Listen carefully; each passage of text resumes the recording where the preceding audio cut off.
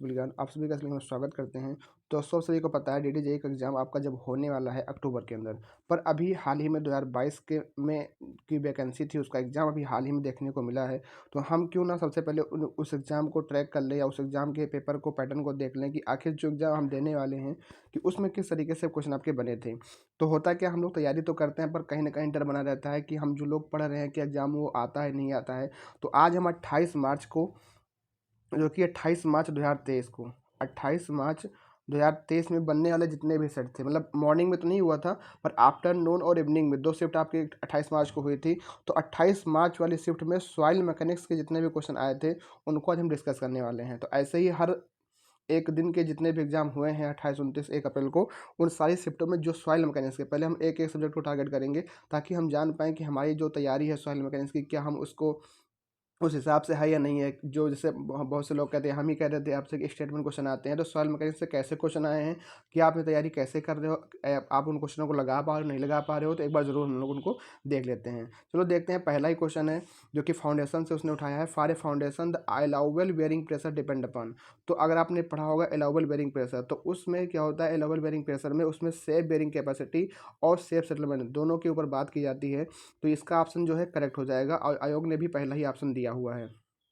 दूसरा ऑप्शन कह रहा है कि ऑन द अलाउबल सेटलमेंट नहीं, अलाउबल सेटलमेंट के साथ साथ बेयरिंग कैपेसिटी पे भी काम करता है। तो यहाँ पे अगर neither the ultimate bearing capacity और नार द बिल्कुल ही बात गलत है। On the ultimate bearing capacity, ये तो बात बिल्कुल गलत है। वो दोनों पे, मतलब जो अलाउबल बेयरिंग प्रेशर होता है वो आपके सेफ बेयरिंग कैपेसिटी और आपके सेफ सेटलमेंट पे दोनों पे काम करता है। ऑप्शन ए यहाँ पे हो जाएगा आपका राइट आंसर। तो ये फाउंडेशन से पहला क्वेश्चन आया था जो कि 28 मार्च को आफ्टरनून पेपर में हुआ था। अगला क्वेश्चन है कंसोलिडेशन से क्वेश्चन आया है। Main objective of consolidation test, आप सभी को पता है कंसोलिडेशन टेस्ट, कंसोलिडेशन जो होता है उसमें क्या होता है कि अगर सॉइल के ऊपर हम लोग जो है, जो ये फाउंडेशन होती है उसके ऊपर जो लोड आता है, तो उसमें जो वाटर होता है वो आपका रिमूव हो जाता है। तो पहले तो एयर रिमूव होती है, तो उसको हम लोग क्या कहते हैं, कॉम्पैक्शन कहते हैं। अगर वाटर पार्टिकल के रिमूव होने से हमारी कुछ होती है तो हम लोग कंसोलिडेशन कहते हैं। और इस कंसोलिडेशन का मेन उद्देश्य क्या होता है, क्या हम लोग वाटर कंटेंट निकाल पाते हैं? नहीं भाई। क्या ऑप्टिमम वाटर कंटेंट और मैक्सिमम डाइजेशन, तो कॉम्पैक्शन कर्व में हम लोग करते हैं। कोफिशिएंट ऑफ कंप्रेसिबिलिटी को पता करते हैं, क्या करते हैं कि कितनी उसकी कंप्रेसिबिलिटी है। जैसे हम लोग पता करते हैं कि मतलब कि जो है कि हमारे सॉइल की कंप्रेसिबिलिटी क्या है, लोड लगने के बाद और कितने समय के बाद उसको कंसोलिडेट हो जाएगी, कितने समय में पूरा सेटलमेंट हो जाएगा, ये सारी बातें हम लोग सीखते हैं। तो ये आपका क्वेश्चन कंसोलिडेशन चैप्टर से आया था, तो इसका ऑप्शन सी हो जाएगा राइट आंसर। तो आप लोग इसको कर पा रहे हो, बिल्कुल कर पा रहे हो, कोई दिक्कत वाली बात नहीं है। आगे देखते हैं, अगला क्वेश्चन है, देखो ये प्रॉपर्टीज ऑफ सॉइल से क्वेश्चन आता है। वाटर कंटेंट की वैल्यू पूछी, जो कि आपके गुप्ता में क्वेश्चन आपको दे रखा है कि वाटर कंटेंट की वैल्यू कहाँ से कहाँ तक वेरी करती है। तो आप सभी को पता है कि वाटर कंटेंट की वैल्यू जीरो जीरो के बराबर, जीरो से अधिक हर वैल्यू को प्राप्त कर सकता है, उसमें कोई रिस्ट्रिक्शन नहीं होता। तो water content can be greater than 100%, हाँ बिल्कुल, वो आपकी 100% से भी ज़्यादा हो सकती है। यहाँ कह रहा है कि ओनली बिटवीन 100%, 0 से 100 नहीं, ओनली नहीं, लेस देन 100% नहीं, लेस देन 0% नहीं, नेवर बी ग्रेटर देन 100%, बिल्कुल बात गलत है। तो वो जो वाटर कंटेंट की आपकी जो वैल्यू होती है वो जीरो के बराबर, जीरो से अधिक हर वैल्यू को प्राप्त कर सकता है। मतलब जीरो भी हो सकता है और जीरो से अधिक वो हर वैल्यू को प्राप्त कर सकता है, 100% से अधिक भी हो सकता है। ऑप्शन ए यहाँ पे हो जाएगा राइट आंसर। तो आपने देखा, इस क्वेश्चन को भी आपने कर लिया। आगे देखते हैं कौन सा क्वेश्चन आया था। आगे क्वेश्चन आया है जो कि अर्थ प्रेशर सॉइल से है, कि कह रहा है कि के नॉट की वैल्यू, आपको पता है के नॉट क्या होता है, earth pressure at test condition होता है। फिर जो के नॉट की वैल्यू होती है वो आपको पता है के पी से अधिक होती है पैसिव अर्थ प्रेशर में, और सबसे कम किस में होती है, के ए की होती है एक्टिव अर्थ प्रेशर की। तो यहाँ पे कह रहा है अगर के नॉट की वैल्यू 0.4 है, तो एक आपको बता दो एक टेबल होती है जिसमें दे रहता है केनॉट की वैल्यू, उसके रेस्पेक्ट में सैंड की कंडीशन दे रखी है। तो अगर केनॉट जगह 0.4 है तो आपको लूसरी है। तो आप बिल्कुल रटना वाला क्वेश्चन, अगर आपको रटा होगा, याद होगा, तो अभी आप कर पाओगे। तो ये आपके अर्थ प्रेशर ऑफ सॉइल से, तो ये भी क्वेश्चन आप आसानी से कर सकते थे, ऐसा कोई बड़ी बात नहीं थी। तो आगे हम लोग और समझते हैं कि कौन से क्वेश्चन और आए थे। अब यहाँ पे जो सॉइल की क्लासिफिकेशन से क्वेश्चन है कि Indian standard soil classification system organic silt of low plasticity. अब यहाँ पे जो रिप्रेजेंटेशन होता है, तो आपको पता है कि एम हम लोग किस लिए यूज करते हैं, एम हम लोग सिल्ट के लिए यूज करते हैं, सैंड के लिए हम लोग एस यूज करते हैं, ग्रेवल के लिए हम लोग जी यूज करते हैं, डब्ल्यू क्या होता है वो बेल ग्रेडर को शो करता है, पी क्या होता है पोली ग्रेडर को शो करता है। ऐसे जो सॉइल क्लासिफिकेशन में जो सिंबल हम लोग यूज करते हैं उस पर क्वेश्चन ये आपका है कि यहाँ पूछा organic silt of low plasticity. तो यहाँ भी एल से क्या हो जाएगा लो प्लास्टिसिटी, और ओ से ऑर्गेनिक। तो ऑप्शन ए ही आपका हो जाएगा राइट आंसर। तो अगर यहाँ पूछता है कि देखो, एक होता है लो, एक होता है मीडियम, एक होता है हाई, तो या इंटरमीडिएट कहते हैं। तो यहाँ पे high plasticity with organic soil है और ये इंटरमीडिएट है, पी से नहीं होता। वो पी होता है पॉलीग्रेडेड के लिए, पर यहाँ पे पॉलीग्रेड ऑर्गेनिक के बाद नहीं बात हो रही। यहाँ सिंपल पूछा है किसका, पूछा ऑर्गेनिक सिल्ट लो प्लास्टिसिटी, तो ऑर्गेनिक सिल्ट और लो प्लास्टिसिटी मतलब OL हो जाएगा। ऑप्शन नंबर ए आपको हो जाएगा यहाँ पे राइट आंसर। तो आपने देखा क्लासिफिकेशन आप सॉइल से भी क्वेश्चन पूछा है, तो सॉइल का हर एक चैप्टर आपके लिए इंपॉर्टेंट है। सॉइल में आपको पढ़ना ही पड़ेगा हर एक। ज़्यादा परेशान मत होइए क्या ही पूछेगा, इसलिए मैं आपको दिखा रहा हूँ कि पेपर में क्या क्वेश्चन आया हुआ है। अभी आने वाले जो और भी पेपर हैं शिफ्ट में, सबको देख लेना, तो अपने तैयारी को और बेहतर तरीके से कर पाओगे। अब यहाँ फिर क्वेश्चन तो रिपीट क्वेश्चन है। फिर अब यहाँ देखो, यहाँ परमेबिलिटी से क्वेश्चन पूछा गया, अगर कोफिशिएंट ऑफ परमेबिलिटी 50 mm/सेकंड, अगर 5 cm/सेकंड अगर परमेबिलिटी भाई किसकी होगी, ये तो पॉजिटिव में जा रही है तो ग्रेबल की ही होगी। अगर लेस देन के -2 × -5 होता है तो आपके सैंड में आती है, फिर उससे आपकी कम होती है सिल्ट में आती है, क्ले में फिर आती है, जो एकदम माइनस में चली जाती है। लेकिन यहाँ पे 50 mm मतलब कि 5 cm/सेकंड, तो आपको क्लीन ग्रेबल होगा।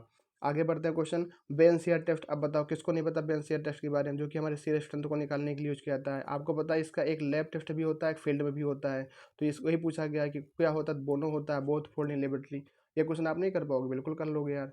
अब यहाँ देखो, एक सॉइल सैंपल 120 ग्राम का, उसको ओवन ड्राइंग किया गया और उसका वेट नापा गया, तो उसका वेट 90 ग्राम हो गया। What will the weight of water. अब 120 ग्राम पहले सैंपल था, उसके बाद में 90 ग्राम हो गया, तो इसमें बेटा वाटर कितना हो गया, मतलब 30 ग्राम इसमें बेटा वाटर रहा होगा बस। तो ऐसे क्वेश्चन आए हैं, ठीक है। टफ भी क्वेश्चन आए हैं। टफ मतलब क्या है कि स्टेटमेंट के बेस पे। तो फिर यहाँ पे अब जितने भी हमने क्वेश्चन देखे, अभी तो 28 मार्क्स हमने आपको दिखाया है, और सॉइल मैकेनिक्स के टॉपिक को दिखाया है। अभी आगे हर एक सब्जेक्ट को करेंगे, तो आप लोग इस वीडियो को शेयर करिएगा, अगर चैनल पर नए सब्सक्राइब करिएगा। अब यहाँ पूछा है कि इफेक्टिव साइज ऑफ पार्टिकल क्या होता है, D10 आपका इफेक्टिव साइज ऑफ पार्टिकल होता है। आगे देखते हैं। अब यहाँ पे पूछा है कि जो हम लोग हाइट टू डायमीटर रेशियो होता है सिलिंड्रिकल कंक्रीट स्पेसिमेन हम लोग जो चेक करते हैं कंप्रेसिव फिटिंग के लिए, तो भैया को पता है 2 रेशियो होता है, तो सी ऑप्शन हो जाएगा राइट आंसर। आगे बढ़ते हैं। अब soil sample bulk unit weight हम लोग गामा बी आपको दे रखा है कितना, 20 दे रखा है। वाटर कंटेंट कितना रखा है, 20% दे रखा है। आप जो है गामा डी नहीं निकाल पाओगे, तो गामा डी इक्वल टू क्या हो जाएगा, गामा बी +1 + W कर दोगे, 20/1.20, तो 200/120। अब काटोगे, इसको काट लेना, 16.67 आएगा। बस गामा डी फोन लगाना है, कोई दिक्कत ही नहीं इसमें। आगे देखो, फिर वही क्वेश्चन है, रिपीट हो गया मुझसे। अब यहाँ देखो पॉजिटिव पूछा है और हाइड्रेसिव दे रखा है, तो आपको दो फॉर्मूले पता होना चाहिए, E बराबर N/1 - N का, और N बराबर आपका E/1 + E का। तो इस वाले से आप आसानी से लग जाएगा। आपको क्या दे रखा है, यहाँ पे हाइड्रेसिव दे रखा है 0.6, तो पॉजिटिव हो जाएगा N इक्वल टू E/1 के E, तो 0.6 डिवाइड बाई 1 + 0.6, तो हो जाएगा 6/16। इसको आप इसको सॉल्व कर लोगे तो आपका 37.5 आ जाएगा। कोई दिक्कत है, आप आसानी से इसको कर लोगे, कोई दिक्कत की बात नहीं है कि हम इसको कराएं। टाइम आपका नहीं खराब करेंगे यहाँ पे, बस आपको दिखाना चाहते हैं कि आपकी तैयारी किस लेवल की है और आप किस लेवल का पेपर आया हुआ है, ठीक है। अब यहाँ पे क्वेश्चन सेम रिपीट हुआ, ये हमसे रिपीट हो गया। अब यहाँ देखो, यहाँ क्वेश्चन बिल्कुल सिंपल पूछा है। यहाँ पूछा है कि according to Indian standard soil का सिस्टम द बेसिक सॉइल का सैंड को हम लोग कैसे रिप्रेजेंट करते हैं, सैंड को हमने बताया, सैंड को S से, सिल्ट के लिए हम लोग क्या यूज़ करते हैं, M यूज़ करते हैं। O हमारा ऑर्गेनिक के लिए होता है, G हमारा ग्रेवल के लिए होता है, P हमारा पॉली ग्रेवल को शो करता है, W हमारा बेल ग्रेडर को शो करता है। तो ऐसी चीज़ें होती हैं जो क्लासिफिकेशन ऑफ सॉइल से है। अच्छा, एक क्वेश्चन यहाँ पूछता है कि यूनियन सॉइल क्लासिफिकेशन सिस्टम जो इंडियन स्टैंडर्ड होता है हमारा, और एक होता है इंडियन स्टैंडर्ड। तो इंडियन स्टैंडर्ड में सॉइल को 18 ग्रुप में बांटा गया, और उसमें आपको 15 ग्रुप में बांटा। एक आपका आस्थो, तो उसमें 8 ग्रुप में बांटा गया। तो इससे भी क्वेश्चन पूछा जाता है, जिसको भी ध्यान रखना। आप सॉइल कैलिब्रेशन आप पढ़ोगे तब उसमें आप देख लोगे खुद ही। अब यहाँ पे टरजागी थ्योरी 1 डायमेंशनल कंसोलिडेशन से क्वेश्चन पूछा है। भाई देखो, टरजागी की कुछ इंपॉर्टेंट चीज़ बता दें आपको, वो आप हर एग्जाम पढ़ सके जरूर जाना। जैसे कि होता है क्या, टरजागी की 1 dimensional consolidation theory, coulomb base theory, और आपकी रैंकाइन थ्योरी, ठीक है, और आपका स्कैम्पटन प्रेशर कोएफिशिएंट का स्टेटमेंट। ये सारे जो स्टेटमेंट होते हैं ना, इनसे स्टेटमेंट वाले क्वेश्चन बनते हैं। तो आप इनकी थ्योरी को जरूर पढ़िए एक बार। जैसे कि कूलाम थ्योरी हो गया, कूलाम थ्योरी के बाद आपका जो है रैंकाइन थ्योरी हो गया, स्कैम्पटन प्रोफेसर टरजागी थ्योरी। अब यहाँ पर क्वेश्चन पूछा है, देखो, अगर बस आप कुछ नहीं, बस अगर आप इनकी थ्योरी को पढ़े होगे आप आराम से क्वेश्चन कर पाओगे। तो जो according to Terzaghi theory of 1 dimensional consolidation the direction of load applied in, तो इसमें जो कहता है डायरेक्शन जो आपका लोड आता है वो 1 डायरेक्शन ओनली होता है। एंड डिफॉर्मेशन जो अक्योर होता है only in the direction of application of load, जिस दिशा में आपका लोड होगा उसी दिशा में इसका डायरेक्शन का ये आपका एप्लीकेशन होता है। बस यहाँ का है 3 डायरेक्शन आप, ऐसा नहीं होता, 1 डायरेक्शन ओनली डिफॉर्मेशन गलत गलत, जिस डायरेक्शन में लोड लगता है उसी डायरेक्शन में आपका एप्लीकेशन आपका लोड की वजह से उस डायरेक्शन में आपका डिफॉर्मेशन आता है। ऑप्शन नंबर 3 यहाँ पे राइट आंसर होगा। बस कुछ नहीं, अगर आप बहुत बड़ा हार्ड वो क्वेश्चन नहीं है, आप डर जाएगी कि जो थ्योरी है वन डायरेक्शनल कंसोलिडेशन, आप उसके अगर कंटेंट को पढ़े होगे तो आप कर लोगे क्वेश्चन को, ठीक है। बस होता है कि अगर हमारे दिमाग में कुछ चीज़ नहीं होती हमको टफ लगने लगता है। अब यहाँ देखो, अब यहाँ सिंपल आईपी पे क्वेश्चन पूछा है। आईपी इक्वल टू क्या होता है, IP equal to liquid limit minus plastic limit होता है। यहाँ पे क्या रखा the liquid limit and plasticity index of clay sample, मतलब आपको लिक्विड लिमिट कितना दिया, 38 दिया है, और प्लास्टिक लिमिट आपको निकालना है, और आईपी मान के 10 दिया है, तो आप निकाल नहीं पाओगे आई WP का मान, तो इधर 10 आए, घट जाएगा, 38 माइनस 10 28 आ जाएगा। बस कौन सा क्वेश्चन बहुत ज़्यादा पूछ लिया। अब यहाँ देखो, यहाँ पूछा पार्टिकल साइज डिस्ट्रीब्यूशन कर्व आप soil using grading characteristic which are the following is not among them. अब यहाँ पे जितने हैं, जैसे यूनिफॉर्मिटी कोफिशिएंट हो गया, इफेक्टिव साइज हो गया, ये कोफिशिएंट ऑफ कर्वेचर हो गया। आपने पढ़ा होगा CU होता है एक D50/D10 जो पार्टिकल साइज की रेंज को बताता है, एक होता है CE जो शेप पार्टिकल को बताता है, इफेक्टिव साइज D10 होता है। तो ये सारे क्या हैं, ये सारे आपके जो पार्टिकल साइज डिस्ट्रीब्यूशन कर्व आपका बनता है उसमें कहीं ना कहीं यूज होते हैं, पर कोफिशिएंट ऑफ कंप्रेसिबिलिटी के यहाँ पे कोई यूज नहीं होता। तो वही पूछा गया है कि जो हमारे यहाँ पार्टिकल साइज डिस्ट्रीब्यूशन कर्व आप बनाते हो उसमें कौन कौन से कैरेक्टरिस्टिक यूज होती हैं और इनमें से कौन नहीं यूज होती हैं, तो यही आपको नहीं यूज होती हैं। बस सिंपल वन वन, जैसे आप रीजनिंग में करते हो ऑड एंड आउट, वही करना है आपको यहाँ पे। अब यहाँ देखो, यहाँ पे थीटा का मान दे रखा 30 degree, coefficient of active earth pressure के एक मान निकालना, नहीं करने का 1 minus sine five divide by plus sine five, आराम से निकाल लोगे, 1/3 आ जाएगा यार। देखो इतना सिंपल क्वेश्चन पूछा है सॉइल में।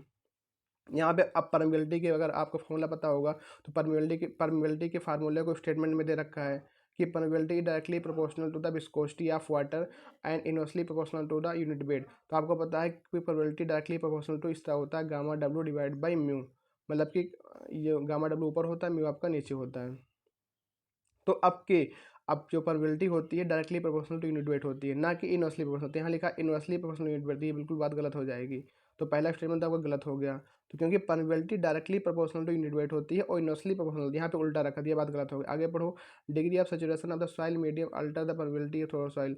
अब डिग्री ऑफ सेचुरेशन, भैया जितना ज़्यादा सेचुरेशन होगा वो सॉइल मीडियम जो होगा परमेबिलिटी को उतना चेंज नहीं करेगा। जो अगर अगर सेचुरेशन होगा तो सेचुरेट कर देंगी, जो आपकी एयर वाइड होती हैं, या अगर हम लोग कह दें गैपिंग है, तो ये सब आपको प्रोबेबिलिटी को प्रोवाइड करते हैं, पर आपके जो सिचुएशन होता है वो प्रोबेबिलिटी को इफेक्ट नहीं करता है, ठीक है। तो ये दोनों सिस्टम में आपका गलत हो जाएगा।